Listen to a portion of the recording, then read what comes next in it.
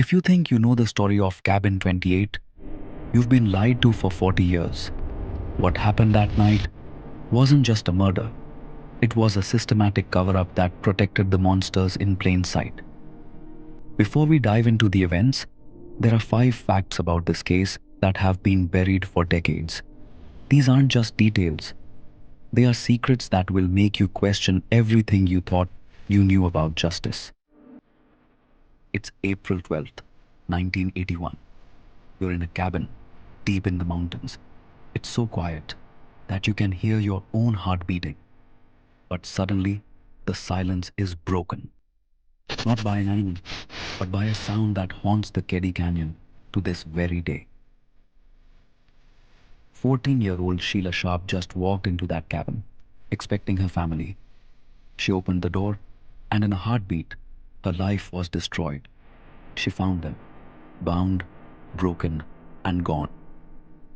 But the police didn't just fail to catch a killer, they failed to notice that someone was still in the room, watching, waiting, and laughing at the chaos they left behind. Today, we aren't just telling the story of Cabin 28. We are exposing the secret that the evidence boxes tried to bury. Let's be clear, the public was lied to. For decades, the media reported a random axe murder. But that's not what the evidence shows. On a small table in that cabin, investigators found a steak knife with its blade bent 30 degrees and a blue-handled claw hammer. This wasn't an act of passion. This was an execution. Think about the logistics. The killer had to subdue 3 adults, tie them with medical tape, and execute them with a hammer, all without waking the children in the next room. This takes precision. It takes experience. And it takes a monster who knew the layout of that cabin like the back of his hand. Pause 2 seconds. Here is where my experience in covering cases like this tells me something is wrong. When the police arrived, 5 officers in total, they didn't secure the perimeter. They walked through the house like they were entering a grocery store. They destroyed footprints. They contaminated blood evidence, incompetence, or a calculated blow to the investigation. We have the names: Martin Smart and John Bo Bubed, 2 men who were practically neighbors. Smart had a volatile temper, and Bubed had suspected ties to organized crime. Shortly after the murders, Smart wrote a letter to his wife, a letter that reads like a deadly confession. I've paid the price of your love. Now I've plotted with 4 people's lives. How do you ignore that? How does a sheriff's department lose a confession letter? Because in a small town, protection isn't about law. It's about you know. Part 3, 8 o'clock to 12 o'clock. Think about the 3 children sleeping in the next room. They woke up to a world that was empty. They heard nothing. Was the killer a ghost? Or was he someone they knew? Someone who didn't want to hurt them? The psychological trauma of that night is a layer of this case that has been ignored for too long. For 40 years, Sheila Sharp has been the only one fighting. She accused the department of playing politics with her mother's life, and for 40 years, they called her crazy.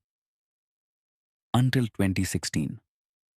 A hammer was recovered from a local pond, the exact spot where a professional would dump a weapon. Then, in 2018, modern forensics finally caught up. DNA was recovered from a piece of tape left on the scene. It matches a known, living suspect. The truth isn't just sitting in a file box anymore. It's sitting in a lab, waiting for a warrant. The silence of the Sierras is breaking. Science has finally pierced the veil of that cover-up. Pause 3 seconds. The walls of Cabin 28 were torn down in 2004. They wanted to erase the memory. But you can't demolish the truth. We have the weapon. We have the DNA. We have the confession letter. So why is this case still sitting in the unsolved pile? Ask yourself, if they have the DNA of a living suspect, Who exactly are they still protecting? This case isn't just a story about a tragedy from 1981. It's a story about the monsters who walk free because someone in power decided their secrets were more important than justice. Sheila Sharp is still waiting, and so are we. The question remains, how many more lives have to be sacrificed before the truth finally comes to light? The Keddie Cabin 28 mystery is not just a cold case. It is a mirror held up to a system that failed the very people it was meant to protect. And until the final name is called out, until the final door is opened, we will not stop asking why. The men in the shadows. So, the crime scene is chaos, but the investigation, it's a tragedy of errors. Let's look at the men who were standing right under the police's noses, Martin Smart and John Bobu Bede. If you ask the locals in Keddie, they'll tell you these two weren't just neighbors, they were trouble. Smart was a veteran with a short fuse and an even shorter memory for his own actions. And Bobed, a man with alleged mob ties, someone who knew how to disappear before the dust even settled. The police brought them in. Sure, they interrogated them for a few hours. And then they let them walk. Think about that. You have a triple homicide, a house left in shambles, and two men with violent histories sitting right in the center of the orbit. Why were they let go? Was it because the sheriff's department didn't have the stomach for a fight against people they drank with at the local bar? When we analyze the lost evidence, it's not just incompetence, it's systematic. They didn't just misplace a letter, they destroyed the possibility of justice. They treated the scene like a public park instead of a graveyard. Footprints were trampled by officers who didn't bother with forensic booties. Blood evidence was left to dry, cross-contaminating anything the killer might have left behind. But here's the kicker. Martin Smart's own wife later claimed that he burned his bloody clothes in a fire pit that very morning. The police had a witness. They had a motive. And yet, the files say insufficient evidence. How does a small-town sheriff look at a mother and a daughter and say, "We just don't have enough"? It's the kind of systemic failure that makes your blood run cold. It wasn't about missing clues. It was about choosing which clues to see and which ones to bury. And in Keddie, the buried ones were the ones that led straight to the front door of power. The science that finally pierced the veil.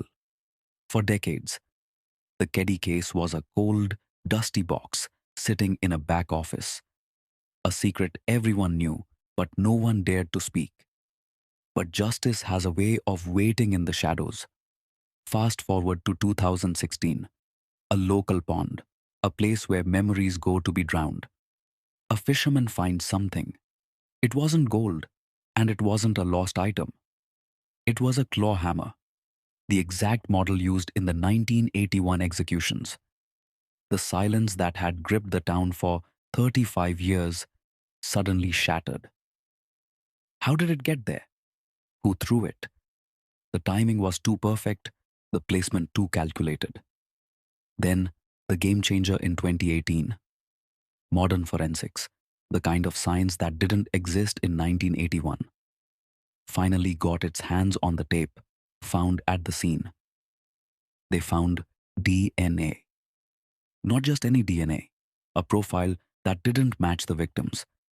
It matched a suspect who had been alive for years, walking free while the victims were in the ground. You see, the system relies on the idea that time heals all wounds and buries all secrets. But DNA doesn't lie. It doesn't get intimidated by local politics, and it doesn't care about who you know. When the news of the DNA hit, the walls finally started to crack. Think about the victims, Glenda, John, and Tina. They were just people trying to live a life in the mountains. They weren't criminals. They weren't targets of a grand conspiracy. They were just unlucky enough to be in the way of a monster.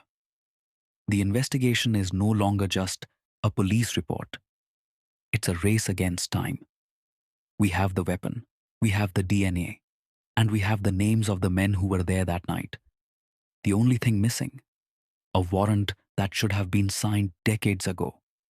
As we sit here today, someone, somewhere, is sweating because they know that the truth is no longer a rumor. It's a scientific fact. So, where does that leave us? 45 years later, and the silence of the Sierras is finally being broken. The walls of Cabin 28 were torn down in 2004. The authorities wanted the physical memory gone. They wanted to erase the trauma. But you can't tear down the truth. The DNA evidence, the recovered weapon, the lost confession, these aren't just artifacts anymore. They are the keys to a door that should have been opened in 1981. We have to ask the hard questions. Why are these files still marked as active but dormant? Who are they protecting in that sheriff's department? And most importantly, how many lives are worth a cover-up? Sheila Sharp, who lost her mother and brother that night, hasn't stopped fighting. She isn't looking for a fairy tale ending. She's looking for the one thing the system denied her for decades: accountability. This case isn't just about what happened in Cabin 28. It's a mirror held up to every small town injustice in history. It tells us that sometimes the monster isn't just the one who holds the hammer. It's the ones who keep the secret. If you believe that justice shouldn't have an expiration date, then the story of Cabin 28 isn't over. We keep digging, we keep questioning, and we keep the pressure on